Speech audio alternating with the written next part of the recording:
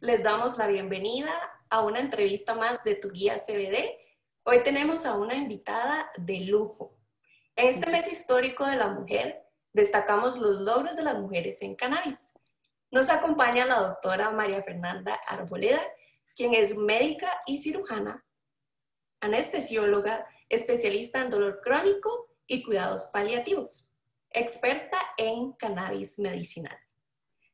Muchas gracias por aceptar la invitación, doctora. No, a ustedes por invitarme a mí a participar de esta gran iniciativa.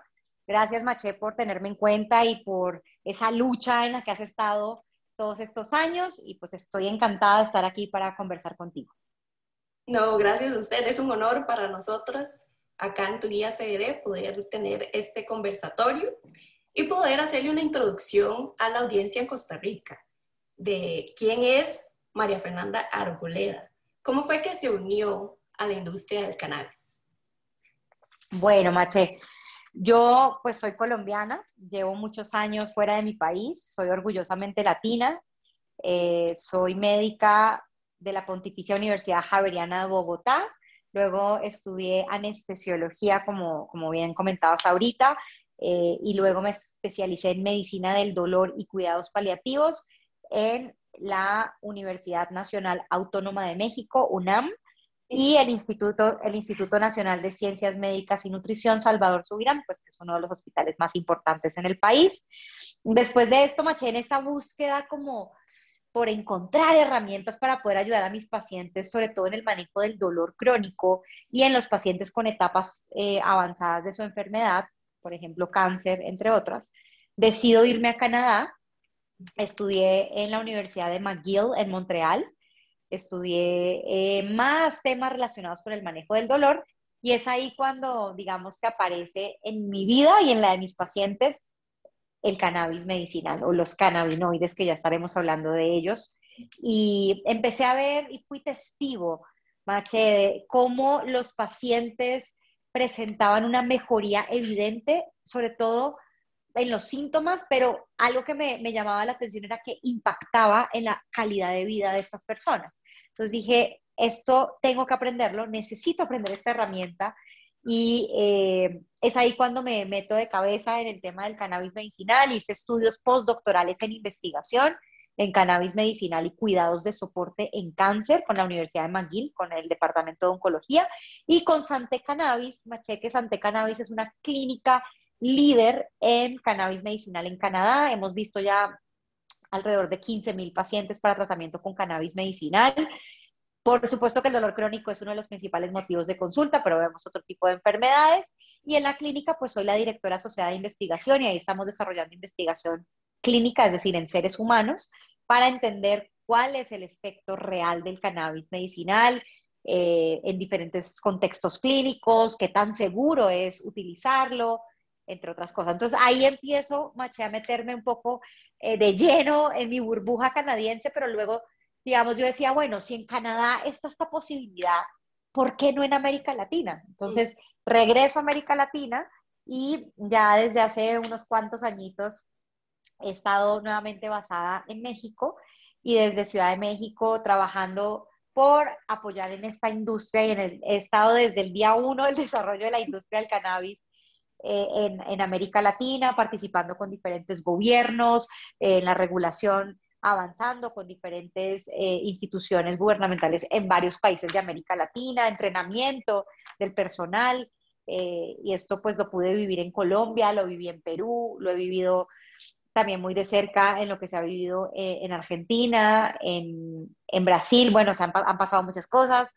Y tuve el honor de estar en tu país hace un mes, a finales del mes pasado, con nuestros queridos anestesiólogos, la Asociación de Anestesiólogos de Costa Rica, que desde ya empiezan digamos, a darle mucha importancia a la educación médica, pues en materia de cannabis medicinal. Entonces, digamos que para mí, hacer parte de esta industria del cannabis en América Latina ha significado avanzar en materia de educación, avanzar en materia de investigación, asesorar y dar ese acompañamiento a algunas compañías de cannabis y pues sigo mi práctica clínica y desde aquí, desde México, atendiendo a muchos pacientes. Ahora en México la cosa está un poco detenida desde el punto de vista regulatorio, pero seguimos en la lucha.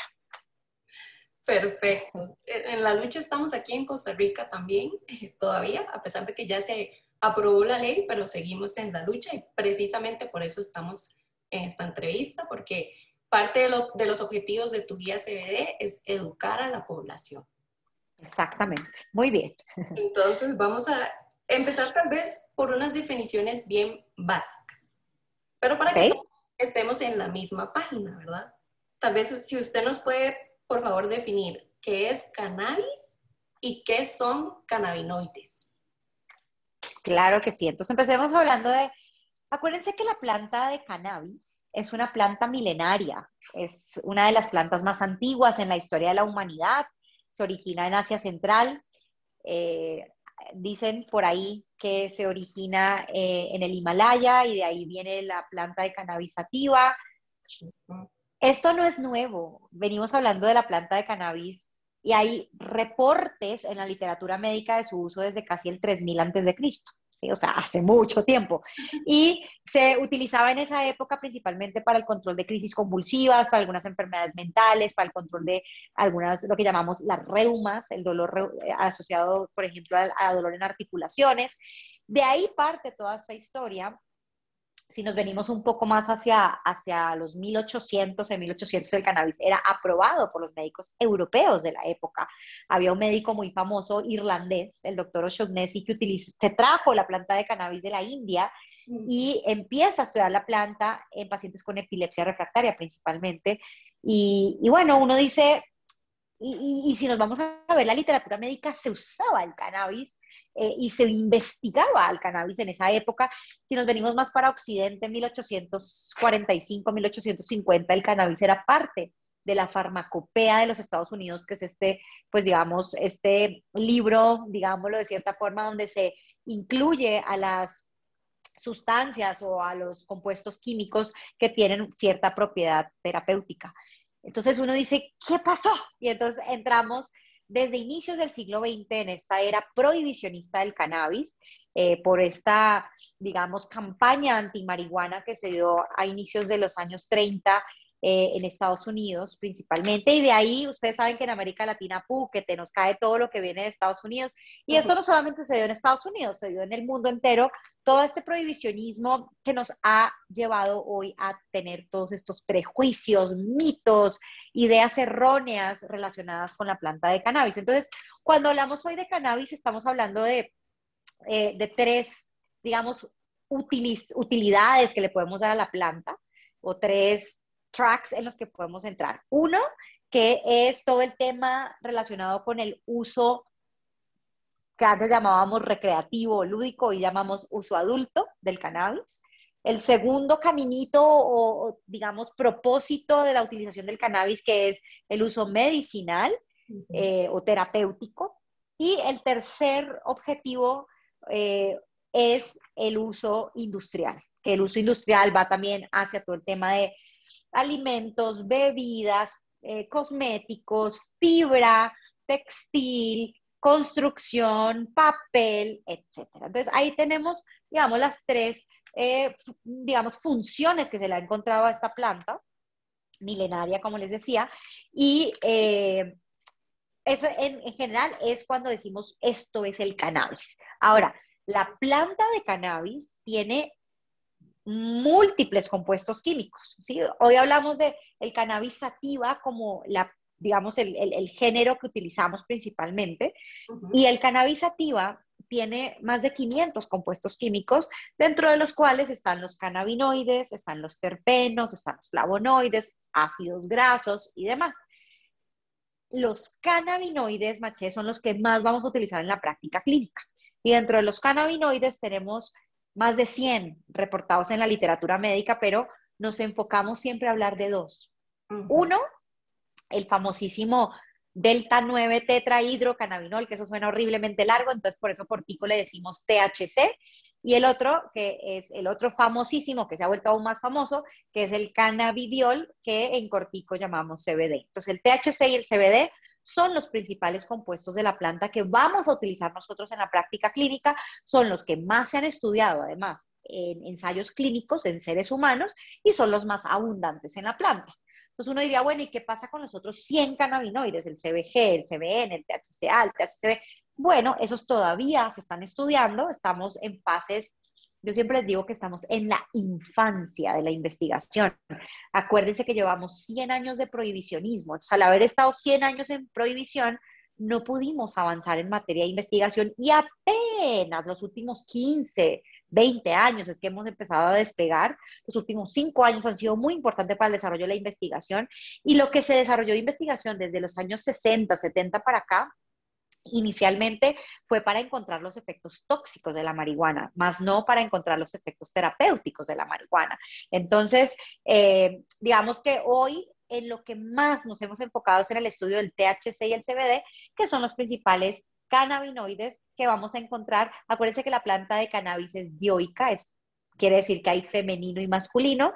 Nos interesa la planta femenina y es la flor femenina, aprovechando el mes de la mujer, la flor femenina, la que nos va a dar toda esa concentración de cannabinoides, terpenos y demás que utilizamos en la práctica clínica, la flor. Si ustedes se acercan a una flor de cannabis, van a ver que tiene muchos punticos blancos chiquitos, eso se llaman tricomas, y ahí en esos tricomas, esas glándulas, son las que van a secretar o a liberar a estos cannabinoides que utilizamos para la práctica clínica.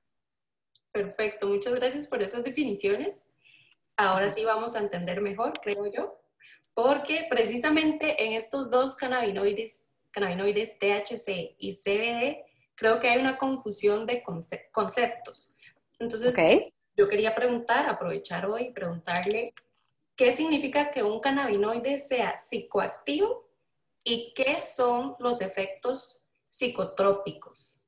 Ajá, entonces, vamos a partir, a ver, vamos desde el comienzo. Entonces, el THC y el CBD, como les decía, son como los principales actores de esta historia, ¿no?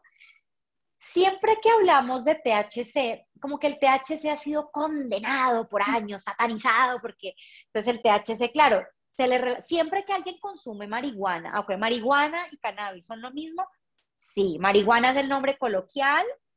Hay mil leyendas que de dónde viene el nombre, que si del náhuatl en México, que si viene de las marihuanas o marihuanas que eran las curanderas que cruzaban la frontera hacia los Estados Unidos. Entonces, marihuana, entonces marihuana, nombre coloquial, cannabis, nombre científico de la planta. Ahora, que quien fuma cannabis o marihuana para fines no médicos o recreativo o lúdico o uso adulto, siempre va a buscar unas altas concentraciones de THC, sí. ¿Por qué? Pues porque el THC es el que te va a dar esa sensación de euforia, de bienestar, de placer, de me siento high. Cada país tiene su forma de decirlo. En México, por ejemplo, dicen me siento pacheco, en Colombia sollado, no sé en Costa Rica qué término tendrán, pero digamos que el THC sí tiene ese efecto porque actúa, todos ustedes y yo y animales vertebrados e invertebrados algunos, tenemos un sistema que se llama el sistema endocannabinoide. ¿Esto qué quiere decir? Que ustedes y yo producimos cannabinoides en nuestro cuerpo. Entonces, no solo están los cannabinoides de la planta que están acá afuera, sino los cannabinoides que nuestro mismo organismo produce. Cuando ustedes consumen THC para fines de uso adulto o recreativo, van a activar esos receptores que tenemos principalmente a nivel del sistema nervioso central, los que se llaman receptores CB1, y a nivel periférico los receptores CB2. El THC tiene esa posibilidad de interactuar con nuestro sistema endocannabinoide, entonces produce todas estas cosas hacia lo que llamamos me siento drogado, ¿no? Ahora, este tema es muy importante porque aquí siempre yo le digo a mis pacientes hay que hacer una línea divisoria entre el uso recreativo o no medicinal del THC y el uso medicinal del THC, porque nosotros en la práctica clínica, claro que sí usamos THC. Entonces, por eso les digo, ya no lo condenemos más, porque el THC puede ser muy útil, pero a dosis muy bajitas, que no tienen nada que ver con esas altas concentraciones que utilizamos para fines de uso adulto o recreativo, o como lo quieran llamar. Entonces, el THC, digamos que siempre hemos dicho es psicoactivo porque actúa a nivel del sistema nervioso central. Ahora, voy a pasar a corregir un concepto. Hay quienes dicen, es que el CBD, ahora vámonos a hablar del CBD. Sí. El CBD, entonces dicen, el THC es psicoactivo y el CBD es no psicoactivo. No, no, no, no, no. Mucho de esto viene también de la definición regulatoria, porque ustedes se van a ver la regulación y les hablan de cannabis psicoactivo y no psicoactivo y lo tienen como determinado de que si es THC, entonces es psicoactivo y si es CBD, entonces no psicoactivo. No, desde el punto de vista científico, médico, decimos que el CBD también es psicoactivo, el CBD también es psicoactivo, porque el CBD, ¿qué quiere decir psicoactivo? Que actúa a nivel del sistema nervioso central, actúa sobre receptores a nivel del sistema nervioso central. El CBD específicamente actúa sobre receptores, no los voy a confundir, pero actúa sobre receptores serotoninérgicos, receptores vaniloides, receptores GPR55. Hay muchos receptores que hemos estado descubriendo.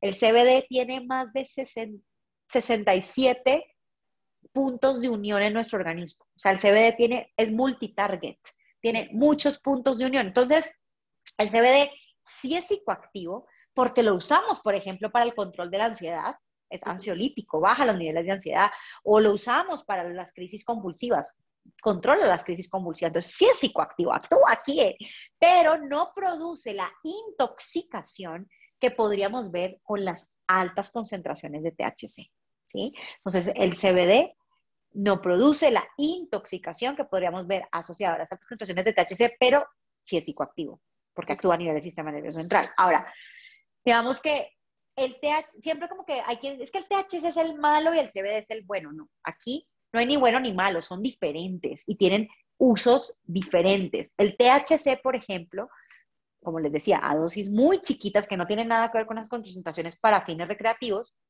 a dosis muy chiquitas, ha mostrado ser muy útil para el control del dolor, por ejemplo, pero el dolor crónico, ese dolor que persiste en el tiempo por más de 3 meses. No es como que, ay, me golpeé con la mesa, me dolió, voy a echarme cannabis. No, ahí no está demostrado todavía. Es para el dolor crónico y específicamente dolor crónico neuropático es el que más se ha estudiado. Tenemos también que el THC ha mostrado tener un efecto terapéutico a dosis bajas para mejorar la calidad del sueño en insomnio. El THC, no el CBD, el THC es el que más se ha estudiado para este tema, sobre todo en pacientes con dolor crónico, en pacientes con cáncer y en pacientes con una enfermedad psiquiátrica que se llama trastorno de estrés postraumático. Trastorno de estrés postraumático, estas personas que fueron a la guerra y regresaron, o secuestraron y regresaron, o las asaltaron y hacen estrés postraumático, el THC es el que ha mostrado ayudar para los terrores nocturnos y pesadillas de estos pacientes. El THC también mejora el apetito. Para nadie es un secreto que quien fuma marihuana después de fumar da mucha hambre, el famoso monchis. Ese monchis lo usamos los médicos a nuestro favor para mejorar apetito en pacientes con VIH y cáncer, que están bien flaquitos, lo llamamos síndromes de anorexia, caquexia. En ellos también está demostrado que el THC puede ser efectivo y el THC también va a ser efectivo para el control de las náuseas y el vómito secundarios a la quimioterapia. No el CBD, el THC. Ahora, usted dirá, bueno, y entonces el CBD, ¿por qué se ha hecho tan famoso? ¿Para qué sirve, no? El CBD, digamos que también tiene lo suyo. El CBD es un importante antiinflamatorio, es neuroprotector, es decir, puede ayudarnos en algunas enfermedades como en trauma cráneoencefálico, cuando alguien tiene un accidente y sufre a nivel del sistema nervioso central. El CBD es antioxidante y hoy estamos viendo propiedades muy interesantes a nivel de enfermedades de la piel, enfermedades dermatológicas como psoriasis, eczemas, dermatitis atópicas. Y el CBD tiene este importante efecto que les decía, ansiolítico, baja los niveles de ansiedad, sobre todo. No es porque, es que estoy nerviosa, me voy a tomar unas gotas de CBD. No, no, no. Estamos hablando que yo les estoy hablando desde la ciencia, que es lo que hemos encontrado en estudios clínicos. El CBD ha mostrado ser efectivo para el trastorno de ansiedad social. Estas personas que les da pánico hablar en público, pánico, fobia, socializar. En ellos es en quien más estudios tenemos y también en ansiedad, por ejemplo, secundaria al dolor crónico, ansiedad secundaria al cáncer y ansiedad, por ejemplo, en pacientes con enfermedad de Parkinson. Ahí también hemos visto cómo el CBD puede ser efectivo. Hasta ahí llegamos con el tema de la ansiedad. Y finalmente el CBD, pues que ha mostrado, como les decía ahorita, controlar las crisis convulsivas en pacientes con epilepsias refractarias. ¿Qué quiere decir epilepsia refractaria? Pacientes que están con tratamiento con antiepilépticos, al menos 2 tratamientos antiepilépticos y aún así en dosis adecuadas por un tiempo adecuado y aún así no logran controlarse las crisis convulsivas en ese paciente. Entonces, en esos casos, el CBD ha mostrado ser efectivo principalmente, y las personas que sufren de epilepsia refractaria que quizás nos están escuchando en este momento, el síndrome de Lennox-Gastaut-Dravet y esclerosis tuberosa son las enfermedades con epilepsia refractaria que han mostrado o han sido más estudiadas, y por eso el CBD, de hecho, hoy ha sido aprobado en los Estados Unidos por la FDA, un producto en específico para tratamiento de estas crisis convulsivas en epilepsia refractaria. Entonces, ahí ustedes tienen al THC y al CBD, cada uno siendo utilizado dependiendo del síntoma que busquemos controlar. Vamos a escoger al THC, al CBD o a ambos combinados en una proporción balanceada. Antes de cerrar este punto, importantísimo que recuerden que el cannabis medicinal no es la panacea, esto no es la droga milagrosa, y que el cannabis o los cannabinoides son lo que llamamos un tratamiento complementario o coadyuvante, como decimos en medicina. Ustedes tienen a su tratamiento tradicional y agregamos a los cannabinoides como parte del equipo para el control de síntomas. El cannabis no cura enfermedades, controla síntomas. Controla síntomas. Wow, usted acaba de mencionar varios puntos bastante importantes. Creo que voy a empezar, por ejemplo, usted mencionaba los estudios clínicos. Algo que nos han repetido, tenemos como dos opiniones que se contradicen entre ellas, porque hay personas que dicen no hay evidencia, mientras que hay personas que dicen sí hay evidencia. Entonces, si usted tal vez nos puede explicar primero qué es un estudio clínico y cómo es que funciona para entonces demostrar cómo funciona el cannabis. Entonces, claro, en general, como se acuerdan que les decía ahorita que estamos en la infancia de la investigación, apenas estamos empezando a desarrollar investigación porque estábamos en una era prohibicionista donde no podíamos hacer nada con la planta de cannabis. Entonces, cuando nosotros hacemos investigación, Maché, lo que hacemos es que hay diferentes niveles de evidencia. Entonces está primer nivel de evidencia, el más de acá abajo, que es, digamos, la práctica clínica, que yo les diga, es que a mí en mis pacientes, yo hago esto y les va así. Eso es la práctica clínica, y digamos que esto está acá abajo en cuanto a niveles de evidencia, porque empieza a ser anecdótico. Entonces empezamos a decir, bueno, si al doctor le fue bien con eso, eso no me dice nada, necesito estudios. Entonces luego viene en la escalerita de la evidencia, vienen los reportes de caso. ¿Qué son los reportes de caso? Cuando yo digo, bueno, a Maché le dimos CBD para la ansiedad porque tenía un trastorno de ansiedad social y resulta que le fue súper bien. Entonces yo reporto el caso de Maché en una revista. Entonces, listo, reportamos el caso y a veces se mandan fotos, ese es un reporte de caso. Luego va más arribita las series de caso. Entonces ya no es solo Maché, sino que yo reúno a un número de pacientes y presento lo que observé. Luego de la serie de casos, pues ya empezamos a subir eso. No les voy a dar una clase de investigación, pero vamos subiendo en la escalerita. Luego, digamos, llegamos a un nivel un poco más alto, que son los ensayos clínicos controlados, que es en donde yo tengo a un grupo al que le doy el tratamiento activo, en este caso, ya sea THC o CBD, y a otro grupo le doy el placebo o una sustancia que no tiene el tratamiento activo. Entonces, se estudia al paciente por un tiempo. Normalmente decimos que los estudios son doble ciego, porque ni yo sé qué está recibiendo el paciente, ni el paciente sabe qué está recibiendo, para evitar los sesgos que podamos tener. Entonces, ese es el estudio clínico controlado. Y luego viene más arriba de esto lo que llamamos revisiones sistemáticas de la literatura y metaanálisis, que son reunir a todos esos estudios clínicos controlados, los agrupo y los estudio y veo que al combinar todo esto, ¿qué puedo concluir de esto? Entonces, si ustedes se van a ver las revisiones sistemáticas de la literatura y metaanálisis, que es el nivel más alto, las conclusiones son siempre las siguientes. La evidencia para el uso de cannabis medicinal en X enfermedad es de calidad pobre. Es decir, todavía tenemos calidad muy pobre para decir que los cannabinoides funcionan en ciertas condiciones médicas. Entonces, empezamos luego a decir, bueno, ¿y entonces qué hacemos? Porque hacer un ensayo clínico controlado es muy complicado, vale mucho dinero, se necesitan muchos recursos, toma muchos años, porque esto no es que hago el estudio en 3 meses y ya estamos. A veces hay estudios que duran 5 o 10 años de desarrollo.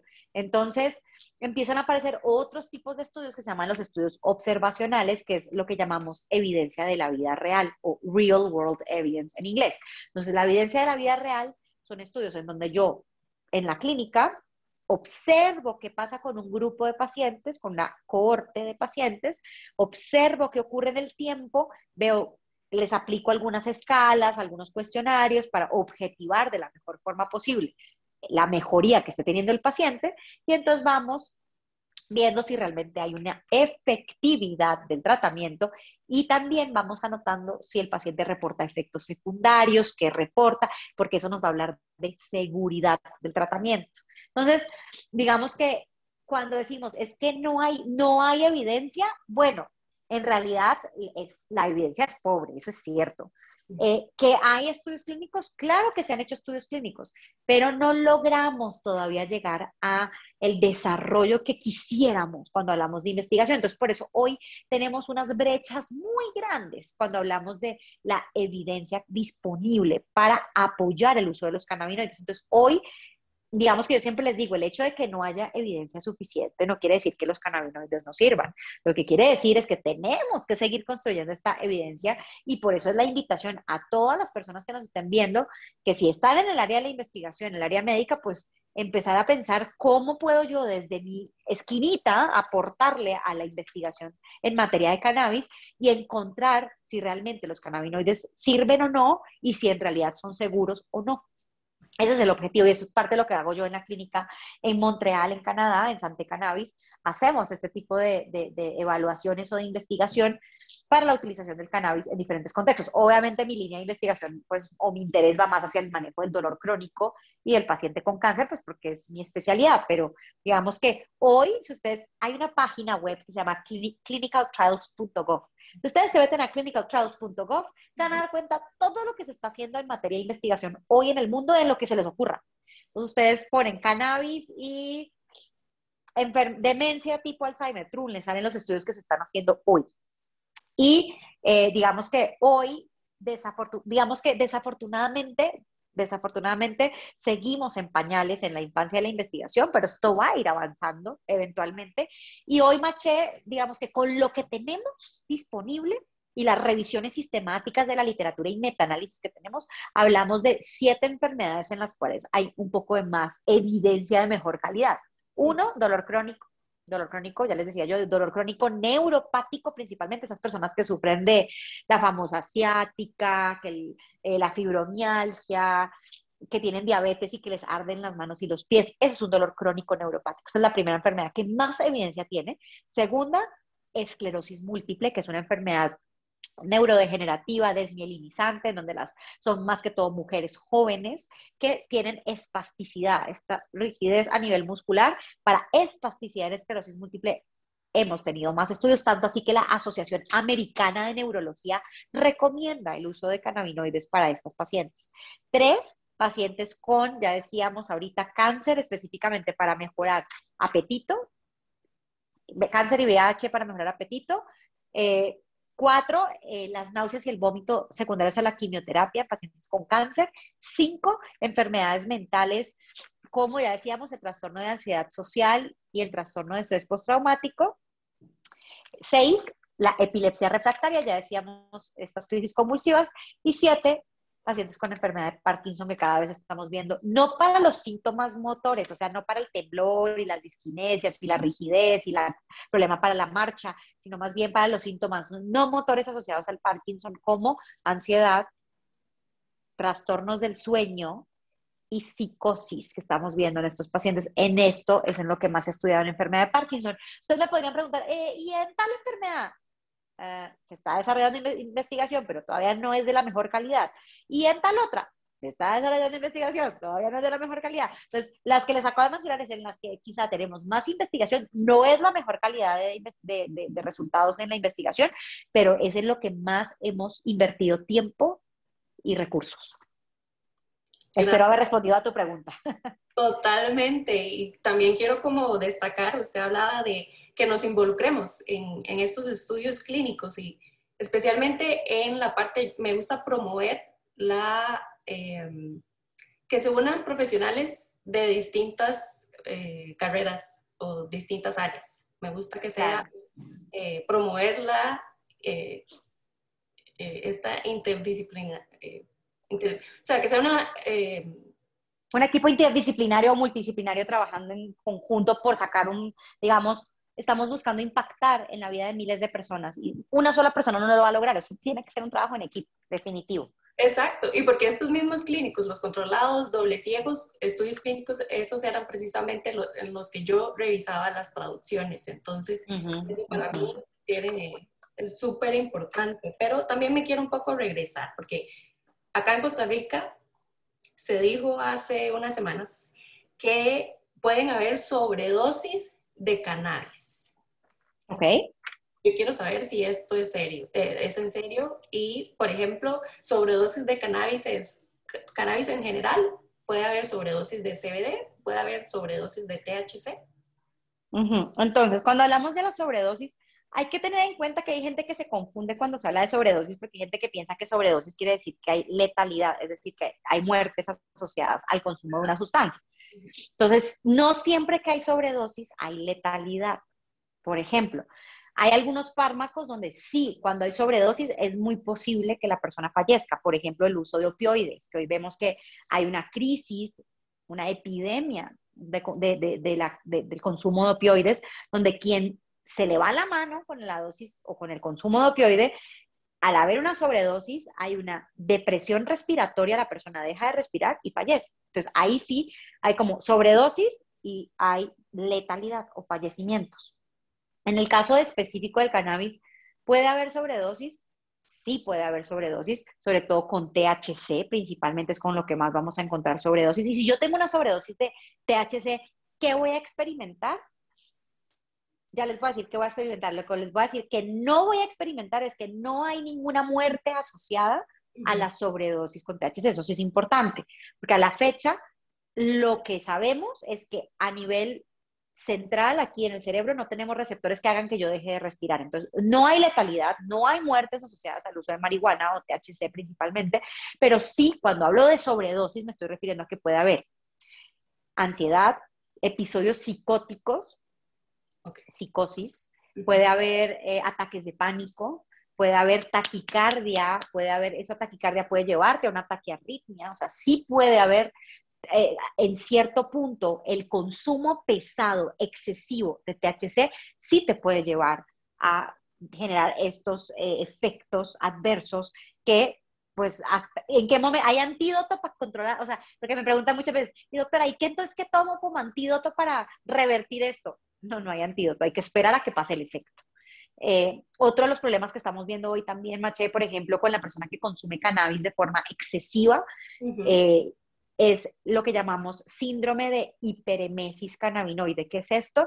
Son estas personas que llegan al servicio de urgencias vomitando, no paran de vomitar, son vómitos cíclicos y eso también se podría considerar una sobredosis porque están consumiendo cannabis ya a tal punto que hay una sobreestimulación de nuestros receptores del sistema endocannabinoide que hablábamos ahorita, y entonces llegan con este síndrome de hiperemesis. Hiperemesis quiere decir mucho vómito. Entonces, es vómito cíclico, y lo único que controla el vómito es dejar de consumir la marihuana o el cannabis. Entonces, esto es algo que estamos viendo cada vez más frecuente, sobre todo en los países donde se ha legalizado el consumo, porque pues empieza a haber un consumo un poco más abierto y sí se empieza a ver este tipo de problemas. Entonces, si hay sobredosis, sí, no hay muertes asociadas al cannabis y no hay antídoto que te revierta la sobredosis, hay que esperar a que pase el efecto. O en el caso de una síndrome de hiperemesis cannabinoide, suspender el consumo. Eso sería. Ahora, si eres un paciente con esquizofrenia y te dio por consumir THC, pues claro que no necesariamente estamos hablando de una sobredosis, estamos hablando ahí si es un efecto que tú mismo generaste al consumirlo por haber consumido THC cuando no deberías consumir THC si tienes esquizofrenia, por dar un ejemplo. Perfecto, muchas gracias. Hoy precisamente estuve escuchando una conferencia sobre cannabis en el deporte, Uh -huh. específicamente en Estados Unidos. Entonces, en esta parte, los profesionales que estaban hablando, estaban obviamente, el contexto es la FDA, pero ellos dijeron, una persona dijo, no se pueden hacer afirmaciones médicas de productos que sean extractos de cannabinoides. Específicamente estaban hablando del CBD. Entonces, eso es algo Okay. que yo también quisiera aclarar, porque lo que pasa en nuestro país es que ya sí es legal comercializar el CBD, pero sí he visto que se está vendiendo como si fuese la cura a ciertas enfermedades. Sí, claro. Mira, aquí hay varios problemas, Mache. Uno es que a ver, cuando hablamos del uso del cannabis medicinal, estamos hablando del uso de productos que se consideran tratamientos médicos basados en cannabinoides. Hoy, en países latinoamericanos, estamos teniendo un poco la influencia de Estados Unidos.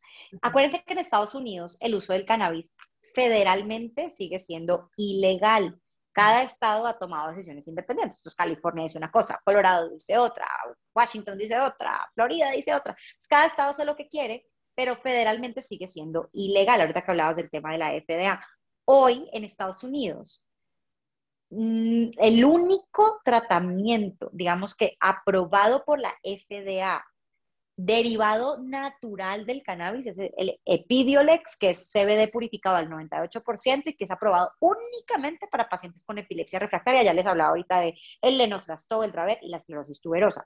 Es el único. Todo lo demás no es, digamos, no tiene real aprobación FDA y todo lo que te encuentras está generalmente derivado de cáñamo o hemp, Sí. que el cáñamo es una planta hermana de la marihuana. Ambas hacen parte de la familia de las cannabáceas, del género Cannabis sativa que hablábamos al inicio de esta conversación. Son plantas hermanas, pero tienen características diferentes, desde cómo las veo, desde el fenotipo, desde concentración de cannabinoides. El cáñamo tiene menos del 0.3% de THC, tiene más que todo CBD, y los usos. El uso del cáñamo generalmente es para fines industriales. ¿Se acuerdan que ahorita hablábamos de los fines industriales de la planta de cannabis? En cambio, la planta de marihuana o cannabis es para más bien fines médicos y para fines de uso adulto o recreativo. Entonces, cuando ustedes encuentran esto, y les estoy explicando todo esto porque en Estados Unidos mucho de lo que van a encontrar es CBD derivado de cáñamo. Entonces dice hemp derived CBD, entonces CBD derivado de cáñamo. Pero digamos que ese no es el problema, porque el CBD derivado de cáñamo puede tener efectos terapéuticos, claro que sí. El problema es que esto se comercializa desde una parte, también yo entiendo que es una estrategia regulatoria y es parte de lo que se ha tenido que hacer, se vende como suplemento alimenticio. Y ojo, porque un suplemento alimenticio no es un tratamiento médico. Yo no puedo hacer claims o afirmaciones terapéuticas de un suplemento alimenticio. Entonces, ustedes empiezan a ver que hoy la FDA está sancionando a muchos de estos productores que dicen como que es que este producto va a tratar, diagnosticar, curar, o sea, además no es cierto, el cáncer, la enfermedad de Alzheimer, enfermedad de Parkinson, el dolor, o sea, no puedo hacer un claim o una afirmación de un suplemento alimenticio. Y eso es lo que está pasando hoy. Eso mismo se ha venido a América Latina. Específicamente en México vemos esa problemática, en Costa Rica seguramente también, en donde, claro, como no tengo otra opción, entonces me cobijo bajo una sombrillita de suplemento alimenticio, porque pues como la regulación lo permite, o a veces la regulación tiene zonas grises, entonces me meto como suplemento alimenticio, pero un suplemento alimenticio no es un tratamiento médico y necesitamos. Siempre que hablamos de uso de cannabinoides, Mache, tenemos que hablar de un uso responsable y seguro.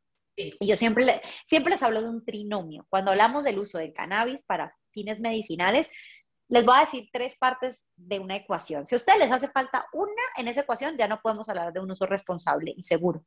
Primero, ¿qué necesitamos? Un paciente, obviamente un paciente que sea realmente candidato a esos tratamientos, porque el cannabis no es para cualquiera. Hay indicaciones, pero hay contraindicaciones. Hay personas que hoy no deberían estar consumiendo cannabis medicinal. Entonces necesitamos de un paciente realmente candidato. Dos, necesitamos de un médico o un profesional de la salud que esté realmente entrenado en la prescripción responsable y segura de cannabinoides. A mí nunca en la universidad me enseñaron sobre el cannabis. A los médicos no nos enseñaron sobre el cannabis. Entonces necesitamos esa segunda parte que es el tema de la educación médica, que es tan importante. Y no solamente que haya una educación, Maché, sino que haya médicos transparentes, éticos desde la parte profesional, porque hoy, me duele decirlo, hay colegas que están involucrados en el negocio y venden, y entonces yo vendo el cannabis, y entonces yo me echo unos pesos al bolsillo, y entonces nosotros tenemos que mantenernos dentro de una ética profesional donde haya una autonomía y digamos, esa línea tan delgadita que empieza a ver entre que yo soy el que vendo y soy el que prescribo el producto, es bien complicado. Entonces, el tema del médico que esté entrenado y que además sea transparente y éticamente profesional, pues esté haciendo lo correcto. Y la tercera parte de este trinomio, que es el producto. Necesitamos de un producto que cumpla con todos los estándares de calidad y todo el respaldo sanitario que se requiere. Este producto, ojo, porque ustedes les pueden decir, es que este producto es traído de la China y entonces tiene tanto de CBD y tanto de THC y es hecho con todos los estándares y tengo todos los estudios de cromatografía y metabolómica. Y uno dice, ay, ok, buenísimo. Pero mientras la agencia sanitaria del país de uno no lo haya aprobado, la agencia sanitaria de cada país tiene su agencia sanitaria, o sea, en Estados Unidos FDA, en México COFEPRIS, en Colombia INVIMA, en Perú INVIMA, entonces cada país tiene su agencia sanitaria.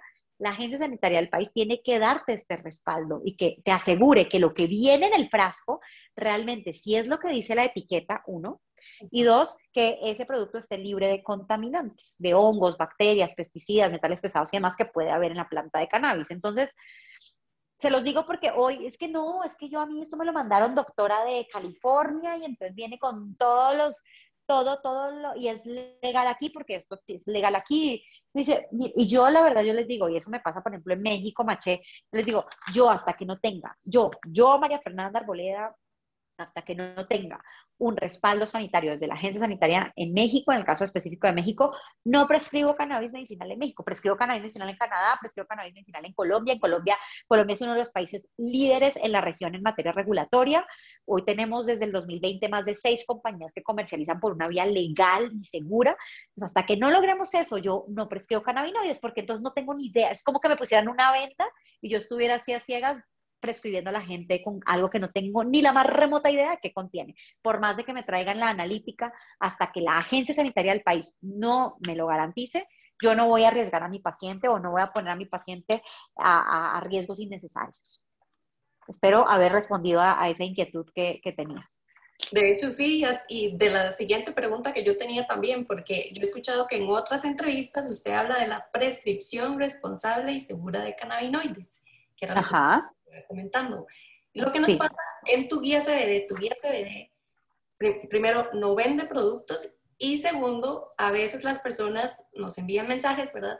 Y me dicen a mí, por ejemplo, hoy me pasó, tenía un mensaje que decía, esta persona estaba hablando de alguien más, entonces decía, ella tiene depresión, trastornos del sueño y esto le genera estrés. Entonces, lo primero que yo le digo es, vaya a un profesional de la salud, porque yo no le puedo dar consejo médico. Lo claro. que pasa es que muchas de esas personas se enojan por esa respuesta, Mm, porque ujú. entonces dicen, pero vine a tu guía CBD a que me digan cuál producto me compro. Y Claro, claro, te entiendo.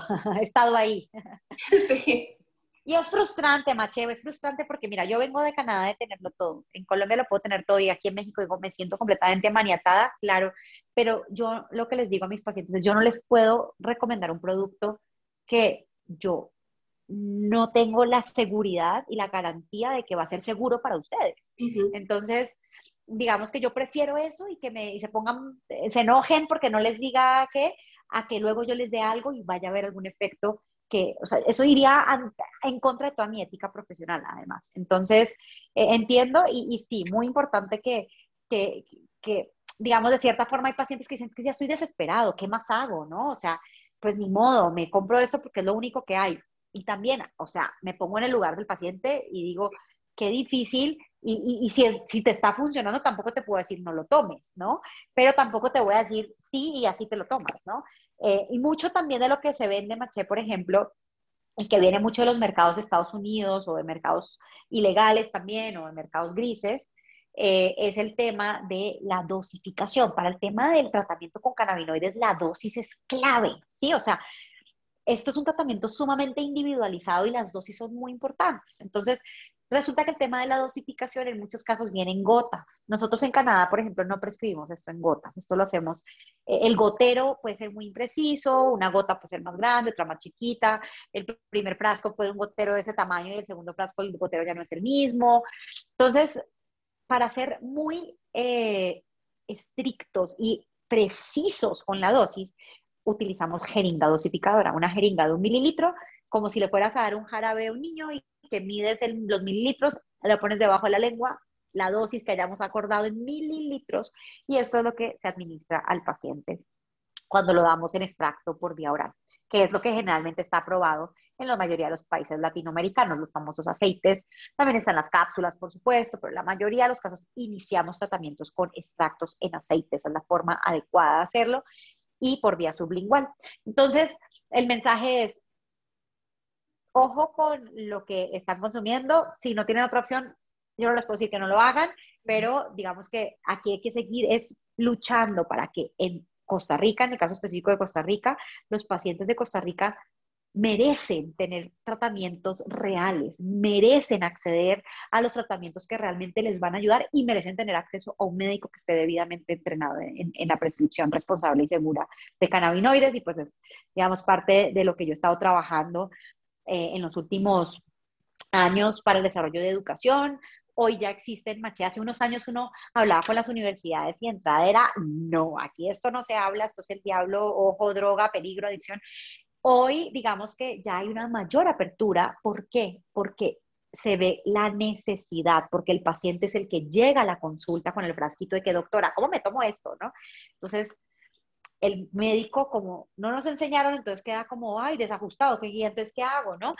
Y como a los médicos no nos gusta aceptar que no sabemos, entonces uno dice, bueno, ¿cómo se lo mandaron? No, que 2 gotas cada 8. Pues sigan tomando las 2 gotas cada 8, esa es una opción. O la otra, el médico que dice, no, aquí eso no se habla, cierra la puerta, y el paciente que termina siendo, pues siendo prescrito, entre comillas, por el que le vendió esto en la calle o en WhatsApp o por la página de internet o en el transporte público. Entonces, es muy importante que aterricemos que hoy los médicos pues tenemos que estar enterados de la prescripción. Ojo, no porque nos vamos a volver cannabinólogos, pues a prescribir cannabis como pan caliente, como les digo yo. Esto es porque necesitamos como médicos tener las herramientas para dar una recomendación informada a nuestro paciente y decir cuándo sí o cuándo no cannabis. Eso es lo más importante aquí. Y esto entonces hoy ya empieza a ver la apertura. Como les decía, hace unos años esto no era posible. Hoy ya las universidades empiezan a desarrollar diplomados, cursos, talleres que permiten al profesional de la salud irse empapando e irse ya dando ese salto a la práctica, porque primero te empiezas con toda la teoría y luego ya das ese salto a la práctica. Claro, creo que entonces precisamente nos regresamos a ese tema de los estudios interdisciplinarios y sí ocupamos seguir con la lucha acá en Costa Rica. Por ejemplo, la ley de la diputada Zoila Bolio Rosa, ya hoy precisamente, hoy podemos decir 9 de marzo es ley de la República porque hoy la publicaron en la Gaceta. Pero sí hay, y esto es algo que vamos a hablar con otras personas también en estas entrevistas, hay confusiones de que, ok, si hoy salió la ley, entonces ya mañana todos vamos a consumir cannabis. Ajá, Tal vez ajá. en este caso nos podríamos pensar en el caso de México y si usted nos puede contar cómo ha sido el proceso de legalización en México, no solo en México, pero creo que en Costa Rica podría como pensar en este modelo, pero también Pues Colombia, que creo no. que es el mejor, tomarlo como ejemplo, pero también Canadá, es que usted tiene las tres. Entonces, si nos puede contar un poco de las tres. A ver, yo creo que, claro, cada país obviamente tiene sus prioridades y cada país va a su ritmo y no es lo mismo pensar en Canadá que en Israel, que en Colombia, que en México. O sea, cada país tiene, digamos, de cierta forma va avanzando como le parece que es la mejor forma y existen, claro, modelos regulatorios que luego tienes que adaptar a tu realidad, porque pues no puedes hacer un copy-paste del modelo canadiense para traértelo a Colombia, porque pues no sirve, ¿no? Entonces, ¿qué pasa? Que nosotros hoy decimos que sí hay que aprender de los modelos regulatorios de otros países y hay que aprender de lo bueno y de lo malo. Sí. ¿Qué tomo de aquí, qué tomo de acá y qué no haría y qué sí haría, ¿no? Y hay que empezar, yo siempre les digo, no con el Canadá del 2001, que fue cuando empezamos todo esto en Canadá en 2001, sino con el Canadá del 2022, o sea, y que hoy en 2022 que ustedes dirían, ni loca haría esto, ¿no? El mismo tema de Colombia, o sea, yo siempre digo en Colombia, aunque nos quejamos en Colombia también del tema regulatorio, a pesar de que nos quejamos, digamos que somos uno de los países más avanzados en la región en temas en cuestión de marco regulatorio. Sí. Y me atrevo a decir que somos el país que más acceso ha generado de tratamientos basados en cannabinoides en América Latina. Entonces, luego, ustedes ven Perú, por ejemplo, el caso de Perú. Perú tomó mucho del modelo colombiano y lo adaptó a su realidad y también obviamente un poco del modelo canadiense y se van tomando modelos de otros países para adaptarlos a nuestra propia realidad. Ahora, esto que decías es muy importante porque mucha gente lee las noticias de titular, ya se firmó ya está el reglamento, ya está la ley. Pero una cosa es que esto esté en el papel y otra cosa es que pasemos a la práctica, que se implemente, la implementación. Y ahí es donde están atorados muchos países. Por ejemplo, México. Entonces, en México sí tenemos una ley general de salud que se modificó en el año 2017 para darle o conferirle nuevamente al cannabis esas propiedades terapéuticas. Luego, después de mucho luchar y muchos litigios de pacientes pidiendo amparos y un caso específico en México que fue el caso del niño Carlos Avilés Garfias, con su madre, que es una activista muy importante en México, Margarita Garfias, se logra ganar una sentencia ante la Suprema Corte de Justicia que finalmente le dice a la Secretaría de Salud y a la COFEPRIS, que es la entidad sanitaria, no puede haber más prórrogas, tienen que emitir este reglamento. Entonces se emite el reglamento finalmente en enero del 2021, hace un poquito más de un año, y uno dice, ay, qué maravilla, ya hay reglamento. Entonces, ¿los médicos podemos prescribir cannabis? Sí, sí, check, ok, sí puedo prescribir cannabis. ¿Necesito un recetario para prescribir? Ah, ya lo tengo porque pues hace mucho tiempo lo uso, porque soy especialista en dolor y es el mismo que usamos para morfina, para oxicodona y para otros estupefacientes. Ok, check, ya, pero ¿qué diablos prescribo si no hay ningún tratamiento desde la COFEPRIS, que es la